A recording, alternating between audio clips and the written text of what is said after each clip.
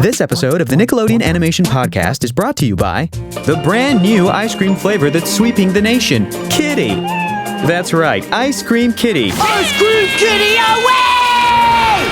Now with extra mutagen. It tastes so good, my little ice cream kitty. Side effects may include the death of your actual cat or genetic mutation. On second thought, you probably shouldn't buy any of Ice Cream Kitty. Ice Cream Kitty, coming soon to a grocery store near you. Nick, Nickelodeon! From Nickelodeon Studios in Burbank, California, this is the Nickelodeon Animation Podcast. Hey, I'm your host, Hector Navarro. Welcome to the podcast. My guest today, I am very excited to talk to. He is an artist, a director, a writer, a character designer, a storyboard artist, and everything in between. And he's been the executive producer of the current Teenage Mutant Ninja Turtle show, the show that just premiered its 100th episode, The Power Inside Her, on Nickelodeon. The show that's been called the best incarnation of the Turtles ever. And that compliment was from Kevin Eastman, who, along with Peter Laird, created the Ninja Turtles himself, so it is nothing to scoff at. Our guest has been bringing you one of the funniest, slickest, most action-packed, most emotionally epic animated shows of all time. So let's talk to Ciro Nieli.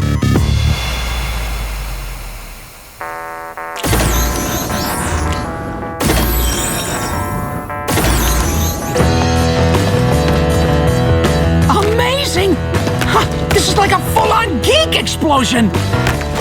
I say this every once in a while to our guests, but I'm going to try not to geek out on you too hard. Okay, cool. And talking about my own love of the Turtles goes back to being a kid. I was born and raised in San Diego, California. Mm-hmm. And you realized years later, I think there was something subconscious in the Turtles that I was drawn to that I didn't even realize until I was an adult, which was this. The Ninja Turtles is an immigrant story. It's a story about a guy from Japan, from another country, who's raising American teenagers and trying to impart in them something from his culture, something from his homeland, which my parents are from Latin America. They're from Mexico. And that's, I think, the reason why Splinter ranks as one of my, if not my favorite characters as well. Yeah. So, I myself I'm not even first generation. I wasn't born here, but I grew up here as an American, feeling that separation between myself and like other white kids. My parents, I'm Italian, so I was raised Italian. I didn't speak English in my house, and so there was this whole thinking of like, well, these kids they're not even Japanese American because they're not allowed to mingle with, Americans on the surface. What they're getting is this sense of ninja code together with Japanese customs and culture. And they're getting this refused American pop culture that's finding its way below the surface, which could come from as far back as the 80s, which I kind of thought worked really well because you kind of want to be aware that there's a bit of a renaissance of the 80s happening when you're doing a Ninja Turtles reboot. But it was really nice to go like, hey, no, it's 2012. Right. I think it was. And someone threw out this Nintendo Entertainment System, and that's what I'm using. And my dad's coming to yell at me in Japanese. and I really wanted to play with the idea early on, and this didn't quite come together as much as I wanted it to. But I liked the idea that, and I did this a lot with Sipes, actually, who's Mikey, on our downtime when we hang out, was that we were trying to find words that sounded like American slang but came from Japan. It's because I wanted the Turtles to have a different language. That's awesome. Where if you met them, you'd be like, where's this guy from? Right. So you have to understand, like, my parents left Sicily in 1968, moved to London, came to America with me. I was born in London. And then I grew up in a household speaking that Sicilian dialect with them. Yeah. Then I moved from Philadelphia to Los Angeles. Now I go back to Sicily and I'm speaking an Italian dialect that is only spoken by people in their 90s through a Philadelphia via LA accent. And they look at me like, this guy's a Ninja Turtle. Musty pizza, but can't stop playing. But musty pizza, but can't stop playing. But musty pizza! I want to talk about you coming up here in the United States. What kind of stuff as a kid were you into? In the same way that the Turtles were absorbing this pop culture, what stuff from pop culture were you drawn to? Well, I grew up in a beautiful era of UHF television, which I don't think people really understand what that is anymore. Yeah. So Saturday morning, I worked a lot as a kid. I worked for my dad in his pizza restaurant. But Saturday mornings were special where I got to go in late. But I would wake up I would roll out of bed and get downstairs and roll onto the couch by about 6:30 and the cartoons would start. And they would have like these weird cartoons early on, like crazy, like Minute Mouse and Courageous Cat and then, Mighty Heroes would come on, like old cartoons. And then, later it'd be Smurfs or whatever. So I would do all my morning run of cartoons and that would go up until about early afternoon or like late morning, like right. You'd have breakfast in between. And then the greatest thing would happen. Well, the cartoons would end and I would go from the primetime channels, because that's where they were. Right. Imagine that. Yeah. Over to UHF, and then Creature Double Feature would come on. And Creature Double Feature would be anything ranging from a Universal film from the 30s all the way to the 50s. Yeah. Your Frankenstein's, Mummies, all the way up into the Creature from the Black Lagoon films. And then all the way to even, say, 60s stuff from Hammer Horror. Yeah. And later stuff even from another studio called Amicus. That was a British horror studio. And I would watch this stuff. They play Godzilla films. They play everything. And I'd watch this stuff. They'd do 2 movies back to back. And then those would end. And then Kung Fu Theater would start. Oh my gosh. And it would flop back and forth. For a while, Kung Fu Theater was first. And then I would watch Creature Double Feature up until dinner. Yeah. All I know is that basically it was either Kung Fu or horror up until dinner time. And then I sit and eat dinner in front of the TV and Lawrence Welk was on, which I hated. And I was like, to me, Lawrence Welk represented the end of all things fun. I mean, it was, and it was a time before comic shops and it was a time before Comic Cons, really. Like, in Pennsylvania, you wouldn't have a Comic Con. And then as I got older, see, it was a different time. You would watch something on TV and you'd stop and you'd watch the credits and you'd pay attention and you'd be ready and you'd be writing stuff down as a kid because it would run by and you'd be like, I need to know who that guy is. Because then you take that bit of information and you go to the local mall because they would have, like the mall near I grew up, like every couple months would have like, it's comic book time. They wouldn't even call it like a con. And they would set up books in boxes like in the middle of the mall, right, with guys watching their boxes, and it'd be like an old heavy guy with a pocket protector, and he'd have his keys like on a zipper, like on a line, like chain on his belt, and you would go to the guy and you would go, hey, do you know anything about Mario Baba? And I saw this horror movie and this woman and was a witch and she was bleeding from her face, and he'd be like, oh, and he'd tell you about stuff, and you'd write this stuff down because there was no internet. There was nothing. Wow. And you'd have to document this stuff and keep notes and stuff as a nerdy kid.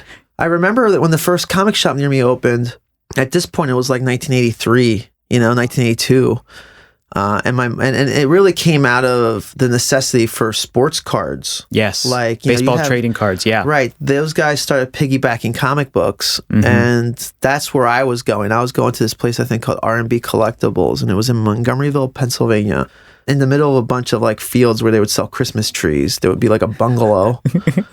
In the front room of this bungalow house, they sold comic books, and I went in there, and that's actually where I bought the first Ninja Turtles comic. Yeah. The very first one. I bought it off the shelves. Yeah, I was 10 years old. That is incredible. So you're describing what people had to do before the internet, which is insane. And you're speaking in generality, Ciro. You're saying everybody would be writing this down. Everybody would. No, not everybody. No, not everybody. You were a weirdo. Yeah, I was a weirdo. Huh?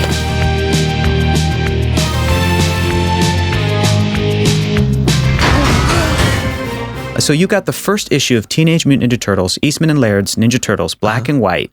What happened to your brain when you read that? It exploded pretty much because I felt like it was made specifically for me. It was like this thing that I felt such a kinship towards and familiarity with that I didn't understand how it just materialized. But it was a brand new thing. It felt like it had always been there. To me, it represented the ability for me to do what I wanted to do, which was to draw comics. It gave me encouragement in moving forward with that because I didn't have to all of a sudden stand up to these gods like Neil Adams and Carmen Infantino. How can you even do that? Or even the Toast and stuff, where they were drawn in this really wonderful old master style that was so perfect. Yeah. And typical of comic art aesthetic at the time. Yes. That as a boy, I could do it now, but because I'm, older and trained, but as a boy, that felt like leaps and bounds beyond me. And when I looked at something like Ninja Turtles in those early Mirage days, it really gave me the impression that there's a place, much like there is for independent films or garage bands, a place for you to go and kind of like swing your thing. Like to just have your spirit fly and not to care about the academia of it or the criticisms towards it. So you felt spirit, you saw a soul in that artwork. It was punk rock. I love it. It was literally punk rock. It was a garage band book. Like, you know, and I love that. Yeah. And, you know, at that time I was started to listen to that music, and I started drawing like flyers for bands and stuff. There was a place near my house called the Fiesta Motor Lodge Inn. And the Fiesta Motor Lodge Inn was a place where all my friends that were musicians with their crappy bands would play. And I didn't get to be in a band, but I got to draw all their flyers. So all those flyers kind of looked a little Eastman and Lairdy. Love it. So it felt like that whole world was the same to me. Absolutely. And it was great. You walk around with a Ninja Turtle comic and you felt cooler than everyone else. Yeah. Because you were cooler than everybody else.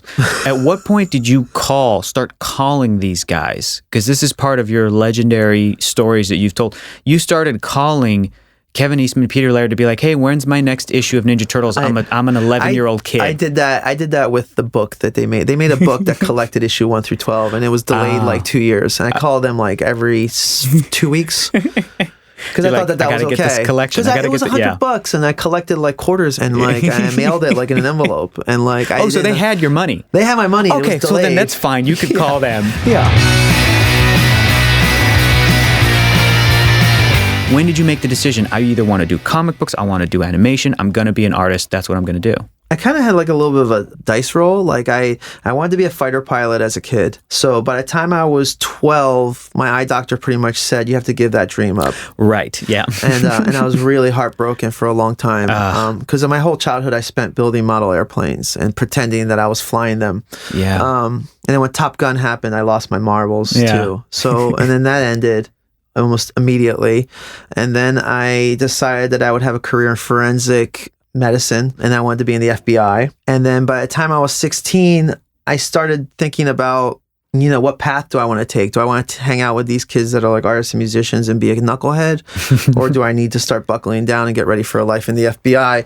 And I remember I was hanging out with this kid, Tim, who was really into like the Smiths and Morrissey, and he was always trying to get me to go to local colleges and take classes on Saturdays. And I just started going to like taking all these different art classes, like illustration classes. I started taking animation seminar classes like for summers. Wow. Like at 15, 16. Awesome. And I just kind of went, you know, it started getting way more in one direction. I decided just to go to art school. And after I came out of art school, you know, I was in Philly and I did well in school. I did really well in school, but then there was no outlet. There's no avenue. It's like in LA, you kind of just go, there's a bunch of avenues. I got to take one and start walking. In Philly, you have to build the road. So I stayed there for a while, and I tried to make the best of it. And I ended up just teaching. I was doing freelance work for people. I was like storyboarding. I storyboarded a music video for the Wu-Tang Clan. Awesome. I was going like door to door offering my services as an animator. No way. I animated like used car commercials out of my bedroom, stuff like that, and it would go terribly wrong. And it was heartbreaking, and it was like for pennies. And I ended up teaching animation right out of college to associates level kids. So I was actually teaching people in my peer age group. Yeah.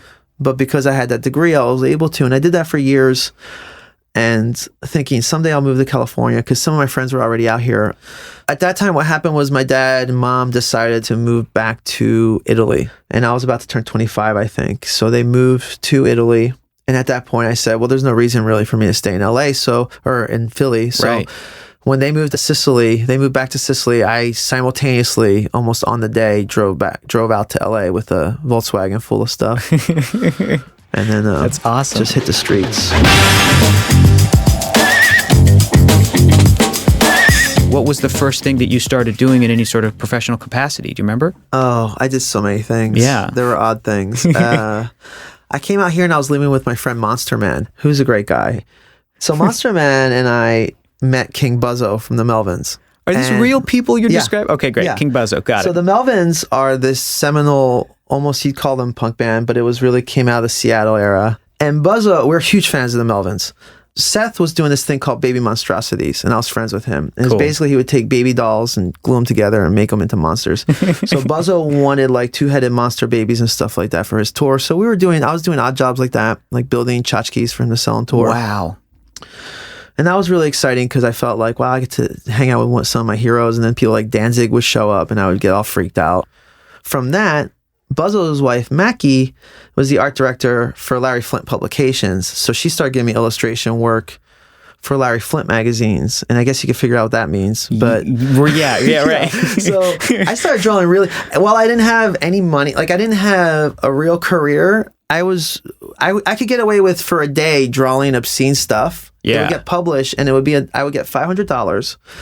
And my rent was $300, and I would have $200 for the rest of the month. And what I would do is I would just eat one 69-cent green burrito from Del Taco. And that's how I survived. And then the rest of my money went to gas and my Thomas Guide. And I would get in my car and I would drive from point A to B looking for animation jobs. I made a book when I was still in Philly of everything I could find on the internet Yeah. about animation studios. So Yeah. it was like almost like a catalog of places that would do animation. So I would drive from one point to another and knocking on doors. And that's kind of how I learned, actually, more importantly, how to drive around Los Angeles. Yeah. You know, which was like mind bending. I had no concept of how Yeah. that worked. Like That is it was like another- nothing I ever saw or experienced. Wow.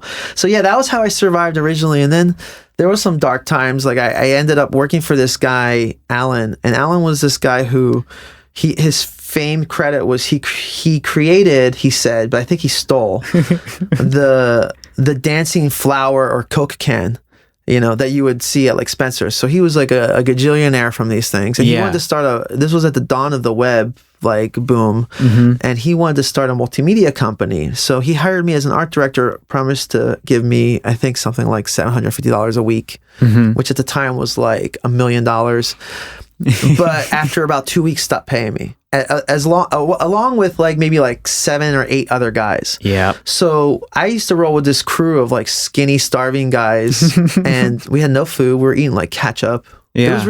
It was like all that stuff that you would see Ren and Stimpy do. Yeah. That was my life when I was like 25. Eventually what happened was I got kind of fed up being there, and what I would do is I would just lock myself in my pseudo office and just do animation tests. Yeah.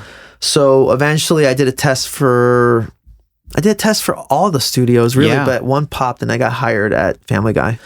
Went to Family Guy, and Family Guy had like a giant basic like kitchen stocked up, and then I would just I would fill up my car at the end of the night, and I would drive back to Pasadena where all my friends were imprisoned in this Chinese like welfare camp. Yeah. And then I would feed them all. I would Like do that every day. I did that for a Pop-Tarts while. and ramen noodles Yeah. and Yeah, and it was great. It was great. Yeah. And then they eventually escaped. Yeah. And they're all doing well, kind of. I weighed 130 pounds back then. Wow.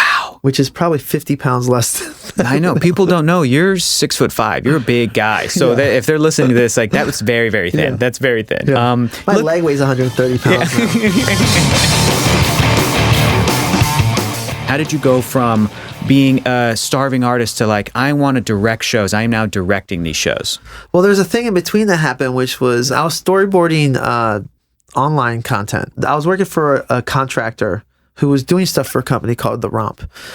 And they decided that they didn't want the job anymore, so they gave me the full contract. So I went from storyboarding an online show to getting this contract that was worth millions to make it myself, to make an online cartoon. So I started running an animation studio that specialized in flash animation for the web. That's super early. That's Super early. super early. Yeah. Yeah, this was like Early 2000s. 99, 2000. There's all this stuff that I'm talking about happened within 17 months. The starving, the Chinese labor camp, starting a studio. I met a bunch of guys that were ex-Spumco, because I worked at Spumco for a day. So they Very ran out cool. of work because Weekend Pussy Hunt stopped, which was a John Kay show. And we just started making this thing called Booty Call, which was horrible. But we made it really fun. Yeah. So I did that, and I had this studio, and me and a bunch of these Spumco guys decided, well, you know, we're doing this Flash stuff, and it's getting pretty evolved and amazing, so we should start developing it for television as a business model. Yeah, the and Flash at that thing, time, we were going from studio to studio, pitching ourselves as a service house. And I met Marge Dean and all the people at Warner Brothers. And they were like, we want to make this show called Mucha Lucha. So we were advising them on how to make a Flash show. And then we were also simultaneously friends with Eddie and Lily, who created that show. So ultimately what happened was they ended up underbidding us with a Taiwanese studio, which is what always happens. They don't want to. The idea that you want to hire a studio living in LA is not fruitful because you have to be in the union and there's lots of costs. So they went with Taipei, and then what happened was, because we started running out of money as a company, me and like my generals at the studio that I formed went to go work for Warner Brothers to make Mucho Lucha. So for me, it was actually kind of a dark time because it was a failure. Because I wanted to keep my studio. And while we were kind of splitting our losses and going, hey, but now we're finally working at a major studio, it really kind of depressed the core the guys that were working for me and myself. Like, we felt like we were trying to live the American dream, and now we're making a show for Warner Brothers. During that time, I had befriended Glenn Murakami, who was upstairs working on Justice League. And he would come down and everybody would fanboy on him because he's got such street cred and this cachet with all those great shows that he made that we all loved growing up. While everyone else, I think, was really excited to talk to him about, Batman and how he draws, I just was talking to him about weird stuff, like, David Lynch movies and stuff. And he has kind of a weird artsy sensibility to him, so I think he reacted to that. And one day he said to me, he goes, I'm going to make this show Teen Titans. And we all knew this. Like, I think everyone was clamoring to be a designer or something for him on the show. Yeah. And I kind of tried to play it cool. He said, do you think you could direct it for me? Can you direct? And I went, sure, why not? Have you done that before? I go, yeah, all the time. Which is true, kind of, not for television, but I directed the heck out of the internet, and then I had made tons of films in college. I actually had been through the filmmaking process in a non-digital sense, so I always worked on 16 millimeters, so I understood filmmaking. So I was like, yeah, I could direct Teen Titans. Why not? What was the most surprising thing about after you said yes to that, as opposed to like what you expected it would be, then what it turned out to be? What was the most surprising? You're like, oh, I did not expect this to happen with directing. Actually, it was easier than I thought. Like, I think what I learned to do really well was to identify the guys that worked for me that were really strong and to cast them to be who they wanted to be. Once I did that, I think I started getting a lot of loyalty from those guys and other guys. Yeah. And they like kind of elevated me and made me look better. Yeah. So, and then what I was able to give them was kind of this guidance and almost a little bit of protection to be themselves. That's great. And and we would just and we would have the crew of guys that I had back then on Teen Titans were amazing. They were like Alan Wan, Matt Youngberg, Ben Jones. They're guys that are basically showrunners, producers, and directors now themselves. Yeah. And at the time, I think we would just sit around and just kind of like horse around. Like we would look at the script and go, how do we disassemble this script and reassemble it so it's still the script, but like make it our own and make it as zany and weird as possible. Very cool. Very cool. So I think I learned how to do that, how to kind of take something which could be face value and give it a little bit of charm and personality and an extra unique spark. Yeah, and that's I loved awesome. Teen Titans. It was like one of the, coming out of some of that darker stuff I was talking about and some of those, what I thought were personal defeats, was really one of the creative high points in my entire life.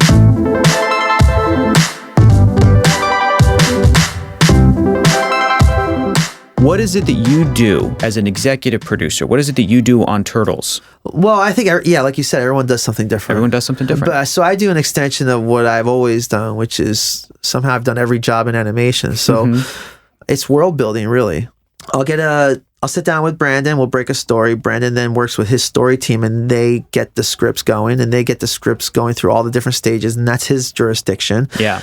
Then it comes back to me, and then I break it down into sets, designs for characters, designs for vehicles, designs for weapons, which are all kind of called props, and the background sets designs. We design all of that stuff. So I start making notes, and sometimes very detailed and finished looking of all those aspects. And it's easier on Turtles because, Brandon was my partner there for a while, and we would both know we share the same mind. So tonally, there's never an issue or a conflict. So, but really, what I'm doing is I'm preparing all this artwork and thinking of it not just as black and white and as architectural designs that need to be built, but as also in color, how they're going to be seen through a lens. Is there weather? What do the effects look like? You're basically world building and seeing the whole thing, and then you're giving the next stage of people that are going to work on it, which are the storyboard artists, the information, the tools that they're going to need to set the tone properly. Gotcha. You know, and where to be funny and what references to look at and all that. And then it gets boarded. While it's getting boarded, we simultaneously start building all the elements. Yeah. You start building in CG, we start modeling the characters, we start modeling the sets. Then they go off and do all their things within that, rigging, lighting, texture. And then the board gets done, and hopefully now you're managing that the board is going to work with the designs, how they came out. And a lot of times there's time issues, like it's too long. So now you're cutting animatics 3, 4, 5 times to get them right so that you can ship them to your overseas studio. The overseas studio then also needs direction for animation, and tone, the same way you gave it to the storyboard artist. Ultimately, the stuff comes back, and then I go through post-production. And post-production is, I'm talking to Sebastian, who's our composer, about what direction to go with the music. Cool.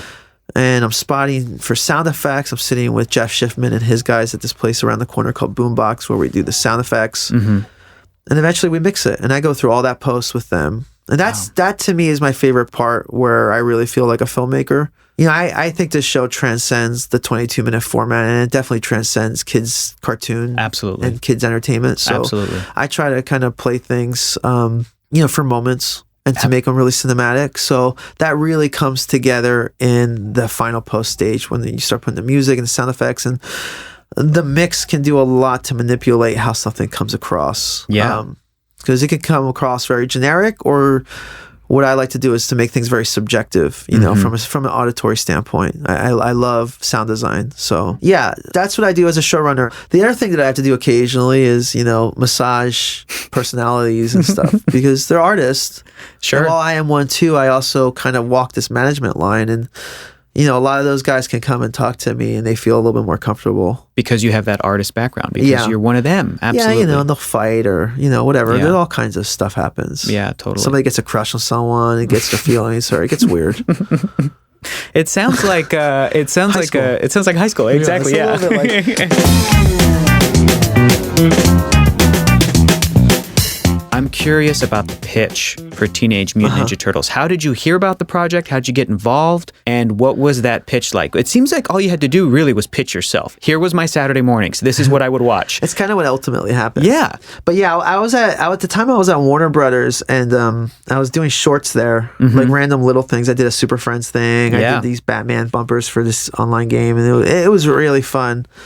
Sam Register called it Batman Special Projects. And that's what I like to call that department, which was just me in a room. But I felt like it wasn't really a job. It was jobs that were finite, that would come and go, and they were short. Sure. So I needed a gig. Yeah. And I got the trades that day. There was a day where the trades came in, and I looked at it, and it was like Viacom buys Ninja Turtles, which made sense. So all of Ninja Turtles. Yeah. So I called my manager, and I said, set up a meeting. And he goes, sure, we can do that. And naively, I walked in thinking, I know everybody in animation, which I kind of do, at least in TV animation. Sure. I know who's out there at least. And I thought, well, given with who I know is working and who is not working, there's maybe, I can count on one hand alone, the few people that could probably do this. Yeah. So I'm a shoo-in. I kind of felt that way because it's TV animation, and I didn't know how much they were putting behind it. So they were putting so much behind it here at Nick. And to me, it was just another show in terms of scale. At the same time, you have to understand that, like, I had been a huge Turtles fan as a kid, and I had been bouncing around from one job to another, always feeling bad that I didn't get to work on it. Yeah. Like a new version would pop up, and I was saying to myself, there's another one I don't get to be a part of. Yeah. I wish I could have. It wasn't so much, I don't like that. It was, damn, I wish I could have worked on it. To the point where I even would go see, like, I went to go see Kevin Monroe's 2007 film, and I actually liked it. Like, I remember sitting in the theater alone on a Saturday afternoon. It was kind of empty, and going, like, I was geeking out. So I came in, and basically there was this guy, Burke Rawlings, who was great, and he said, all right, well, what do you got? And I said, I'm your guy. I can do this. And he went, sure you are. Because everyone says that. Yeah. And I went, wait, what? And he goes, and then he said, I remember he said, why don't you come back when you're ready and prove to me why you're the guy. Wow. Yeah. He was like kind of cold and ballsy like that. And I kind of left and I was like, I took it as a personal challenge. Yes. And I came back, I think almost exactly 3 weeks later. It was right around this time. I remember it was like October 22nd when I went in for that pitch. And I had presented to him on, I think I had 6 boards, giant black foam core boards, probably like 18 by 24. I made this artwork, I blew it up and I glued it to these boards and I presented it to him. And it was basically images of, it was a group shot of the turtles that first one I ever drew. It was a shot of the turtles in the lair, kind of horsing around. It was a shot of each of the turtles hanging out with April on one board. So the different interactions and how they would work with her in what capacity. Yeah. And then it was 3 boards that I felt like laid out the dynamics of the action component of this show. Yes. And one was Turtles versus sci-fi terror, kind of, which was an illustration of the Krang. Turtles versus like monsters, and then the martial arts element. I just drew kind of like the Foot Clan. Awesome. So as a pitch, I could go, this is how they have fun, and this is what it looks like when it's action. And I think Burke looked at it and went, okay, cool, I get it. You're the guy. Yeah. And then he also, I remember I did a lot towards developing April. I had this really keen idea of how I wanted April to come across, and I really liked her. I really loved that movie, The Royal Tenenbaums, and I liked the idea of her being like the character that Gwyneth Paltrow played, Margot, who was this girl that bounced around New York City and was so smart and knew so much about everything and was beyond hip that I thought that the Turtles would like her a lot. Yeah. And at the time, the pitch was different than the show is. Really? Yeah, because the show was really, it was almost like a new chapter. It was really the way I was seeing it. So it was this idea of why, if I'm presenting Ninja Turtles to children who don't know what Ninja Turtles are, right, how would they really learn who the Ninja Turtles are? And I thought, well, they would come out of the sewers. Yeah. So I looked for a moment where the Turtles would reveal themselves and come out of the sewers, which I thought would be the death of Splinter. You know, the show starts with Splinter dying, feeling this emotional void and this need for change. The Turtles come to the surface, and the first person they meet is April. Yeah. And April becomes this emotional surrogate for them that teaches them about our world. Yeah. So she really played this part where she had a strong interaction with each of the 4 turtles and taught them a little bit about our world, and they learned, how to fit into that. So the show was a little different. So she was huge. And then I remember Burke actually going like, well, tell us about the Turtles. Why are the Turtles special? And I just didn't know what to tell him. Yeah. Because I was like, no, they are as they always have been. Yeah. So a lot of what I did was to redesign and change April because I didn't want to change the Turtles. I felt like the Turtles should have been untouched. April, you're back! What up? I never got a chance to tell you guys that I'm sorry for everything. You're sorry, but we were the ones that screwed up. It was an accident, and more importantly, you're my friends. I don't ever want to hold a grudge ever again. You the best, April. To mark this day, I offer you the slice of eternal reunion. It has lint and dead bugs all over it. I know, I just found it under my bed. It's eternal.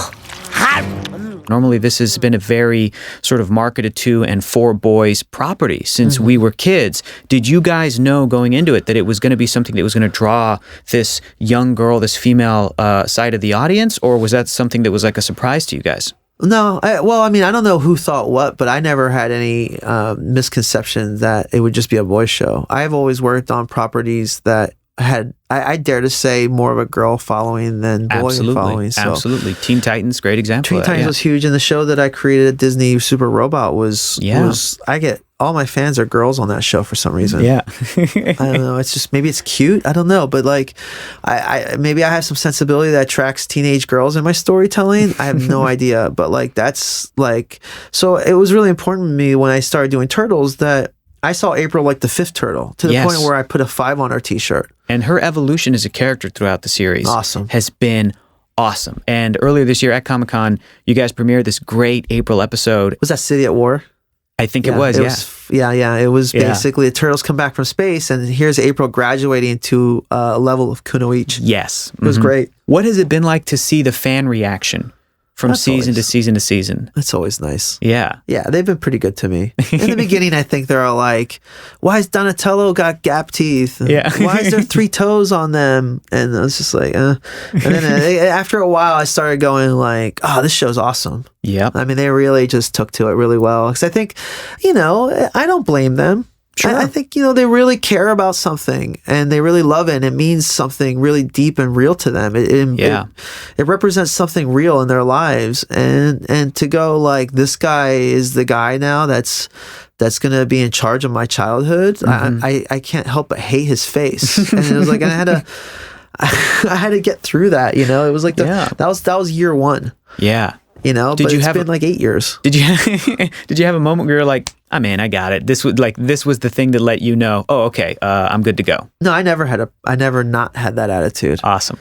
People would say to me like, oh, it's a big responsibility. Are you worried? And I just never thought about it that way. Did you have any direction? Because this is a property, again, this is a big property that these big companies are investing a lot of their time and money into, where they're going, the Turtles needs to be this, and this. We need to hit this, and this. No, it wasn't like that so much. Awesome. It was really nice. Yeah. It was Burke totally having faith in me, but knowing how to manage me. I think he definitely guided me. And it was more of I want to make sure you're doing something that you're happy doing, but this has to be different.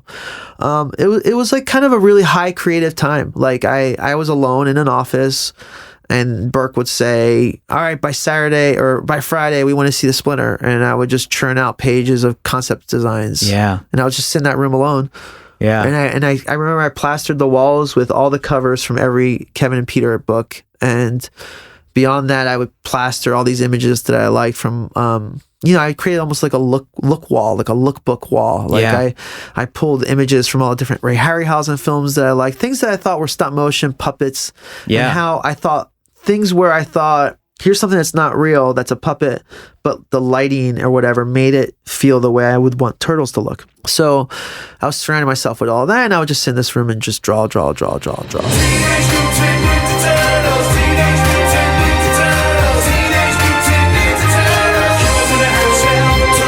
I have to ask you about the choreography of the show. The fight choreography is next level. It is so good. Is that something that you give to the board artists? Not anymore. Do you guys literally play with action figures to figure this stuff out? How do you guys do it? Okay, first of all, I have generals that are my guys since day 1. Yes. And we understand what fight choreography needs to be, to the point that we never discuss it so much anymore. When I started this show, I was working with my 2 co-EPs, Josh and Jennifer, who Josh of the 2, he studied in Bujitsu, which is Japanese fighting arts. Awesome. It's not sports martial arts. It's fighting. It's basically what is ninjutsu. So we started going with him to his dojo once a week. Myself, the directors, and the story artists, we were going for a long time. We would go every week and we would get seminars on ninjutsu. So we took hundreds of hours of video and we would sit in the dojo and get our asses handed to us by a guy named Sensei Minj, who was a scary individual. And he would like take you and just put your arm in a lock and you lay on the ground crying. And the one thing you learn when you start training, the stuff that is real and that is very effective, yes, doesn't look like anything on camera. It doesn't look like it. Exactly. Yeah. And then there's other stuff that if you did it, you would actually kill a person immediately. Yes. So like, so then, you have to be kind of creative. And then that's where I came in and I kind of decided like, look, and some guys do it better than others. And this was a huge point of contention with the story crew. And this is why there's a lot of revisions in the beginning. Now it kind of is good. It's working out really well, but it took a long time to get there. And what it was is these guys, you shouldn't be watching them and feeling like you're watching a fight. These guys are on such a different level that it should look like a dance. Yes. And it should look like you're watching Michael Jackson on the Grammys in like 1985. And they each should do it differently. Absolutely. And for kids who don't know what that meant, for people that doesn't understand that historical reference, he did the moonwalk for the first time. Right. And people's brains blew out of the back of their heads. Right. It was magic. Yeah. So I really like and there's a couple guys that do it exceptionally well, and ladies. I gotta also give a shout out that my storyboard crew is primarily composed of the most dangerous drawing chicks I've ever met in my life. They are awesome. Within that realm of women, I have Sheldon Vella, who lives in Australia, and he is amazing. He's the guy who knows the dance. Awesome. Yeah, so like, we were looking for that. We didn't want it just to be like, I get really tired. I left superhero shows because I didn't want to ever make another Men in Tights punching kicking show. Yeah. I find it terribly dull. Yeah. I myself can only take 30 seconds of a fight scene before I tune out. And I know that especially with a female audience, like they don't really care about that. It's the idea that leads you to the fight. Yes. And the resolve that's more important than the actual fight itself. So if you actually are going to have a fight, it has to be interesting. And, in addition to it feeling like a waltz or something, I started, because I don't have the man-hour capacity to actually just draw the fights myself. Right.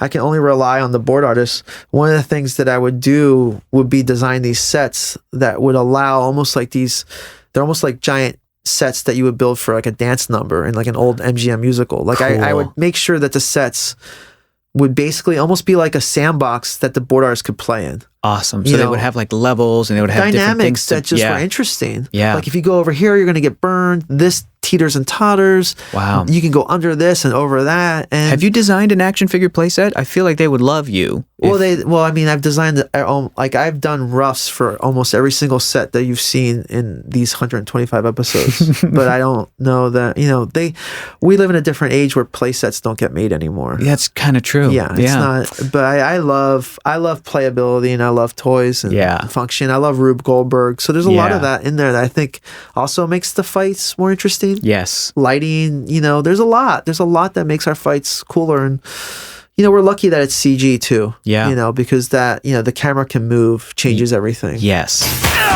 Oh, dang! We got some trespassing turtles up in here. Surprise, turtle freaks! This time, we squashes you heads like the blueberries! 4 turtles versus 2 complete morons? We got this. Can you let us know anything about season 5? Season 5 was an opportunity for us to do a little bit of storytelling that didn't necessarily need to feel chronological. Okay, great. It also was a chance for us to kind of jump all over the place and do bigger, weirder things. So, it's really awesome. I love season 5. Season 5, a lot of the formatting is different. We do some 3-parters and some 4-part stories. Awesome. Which is very different. And I think a lot of them are going to get packaged as DVD specials. Okay, as great. well as just airing as half hours on television. I want to tell you something so bad. I think it's better if I just make you guys wait, but I will say that towards the end, Usagi Yojimbo shows up. Oh, man. I can say that. I'm allowed to say that. Okay, great. Okay, great. And it's amazing. Oh, my gosh. I love that so much. Because for me as a film fan, I just got to have Toshiro Mifune in my show. Yeah. Yeah, we just put literally... I have Toshiro Mifune dressed as a rabbit for 3 episodes, and it's just awesome. Oh my gosh. We go full Kurosawa. Oh, it's good. man. And it's nice to see the turtles in that world. I love it. I love that the turtles can go to any world. Yeah. And they've been to so many Yeah. different worlds in your show already. And that's what I love about these characters. That's what I love about this franchise. Ciro, my gosh, I feel like we could keep talking and keep going. Huh? We could. We absolutely could. But we're rounding up to the end here.